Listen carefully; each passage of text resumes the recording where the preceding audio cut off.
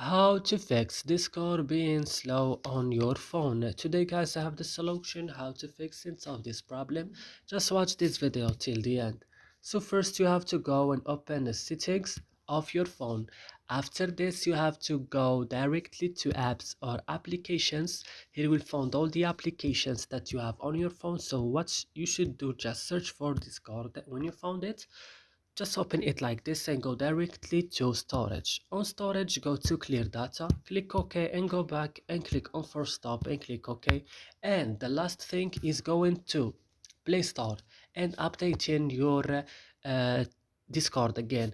And that's it. I hope this video is helpful for you. Do not forget to like and subscribe in our channel. See you in another video.